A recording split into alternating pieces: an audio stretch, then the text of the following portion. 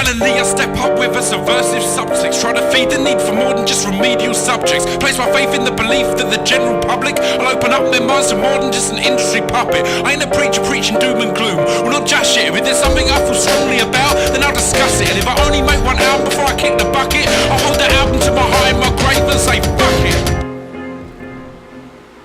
Waiting for the beat to kick in, but it never does. Waiting for my feet to grow wings that lift me above all of these tiresome things that we know and love. Waiting for the beat to kick in, but it never does. Waiting for the beat to kick in, but it never does. Waiting for my feet to grow wings that lift me above all of these tiresome things that we know and love. Waiting for the beat to kick in, but it never does.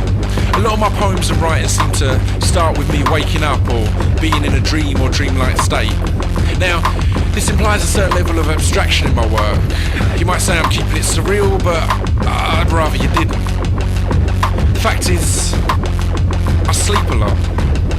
It's as simple as that. And I like sleeping, man. It's a nice place to be. Wait. I was walking along through unfamiliar streets and it felt strange because there didn't seem to be anyone else around. I don't know where I was, but it had the feel of New York, but not New York in real life, the New York you see in old films. I can't really explain why, it just had that vibe. Every step I took felt somehow more dramatic. So I kept walking, and down an alley behind a bar, sitting on some metal steps, I saw a man. From the look and smell of him, it was clear he enjoyed a drink, but he wasn't in such a state I felt him to be any kind of irrational threat, so I approached him with due care. "Ah, Mr. Pip," he said out loud, "we've been awaiting you. My name is Elwood P. Dowd." Now just what he meant by we, I didn't really get, but all the same I took a seat next to him on the step. He said, "You'll meet a few people before this day is through who will administer advice and guidelines to you. Now what each of us says, I'll tell you now is true. Whether or not you take that advice is for you to choose." At that point he acted like someone had whispered in his ear, which, since no one else was there, was pretty damn weird. Awkwardly I looked away and kinda played with my beard. He cleared his throat for a second and then said, "Listen here, in this life you can be oh so smart or oh so pleasant. For years I was smart, I recommend pleasant. Being smart can make you rich and bring respect and reverence, but the rewards of being pleasant are far more incandescent." With this information I was encouraged to walk on. I continued alone through these empty streets, thinking over what Elwood had said, but at the same time thinking about how fucking strange the day had been so far.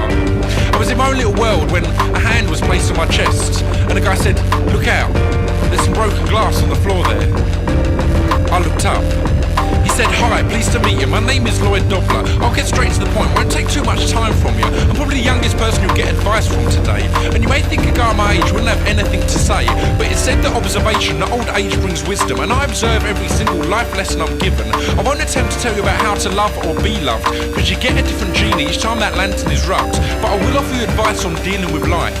Its ups and its downs, its troubles and its strife. Now I'm sure you've had times you felt down and angry. You wanted to lash out, punch a wall and be manly. But the question I pose now will offer you a plan B, and maybe some peace and quiet for your friends and family. How hard is it to decide to be in a good mood, and then just be in a good mood? That's all I have to say, because it's a straight up fact. You control your emotions, it's as simple as that. He walked off then, leaving me to contemplate this brief encounter. I'd barely had time to realise I was being taught something before he was gone, and I was back on my way. On I walked, and almost immediately I spotted the next guy that couldn't be clearer. This guy was standing on the street corner, pacing back and forth, skinny looking guy, leather jacket, tight jeans, retro look. I've rarely seen someone look quite so uncomfortable in their own skin, twitching, smoothing his hair back, kicking the floor, looking up and down the street. He clearly didn't enjoy waiting around, so I approached him quickly to put him out of his misery and to let him start his spiel. "Hi, my name is Billy Brown. I ain't gonna give you some quote. Instead, I'm gonna use some stuff that you wrote. Always had the feeling I could never be the villain, cause the villain in the films is always backlit. Always had the feeling I could never be the villain, cause the villain in the films is always backlit. Now I find it pleasing to defend myself with reason, but this clock is always sitting on my back. Tick, tick, tick. Then, no explosion, but persistence brings erosion. Like a picture overly exposed, and like a fox that's been run over in the road and Basically what I'm trying to say to you is you don't achieve anything by letting the past dwell within you. Getting all pent up and angry about stuff just eats away inside you. What's that other line of yours? If you can't forgive and forget, how's this? Forget forgiving and just accept, then that's it. See, that's how it's gotta be. Then you can fall in love, get on with your life and be free. Almost before he'd even finished that sentence, he was off down the street, hands in his pockets, hurrying away. Now quite accepting of the totally surreal time I was having, I rounded the corner and continued on to my next encounter.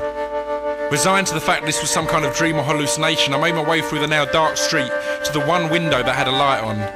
I walked through the unlocked door, which incidentally had blinds down, a silhouetted figure like a film noir scene, but sadly no sign saying private eye. As I entered, a voice promptly said, "This journey's almost over, I'm the only one left. Allow me to introduce myself, my name is Walter Neff.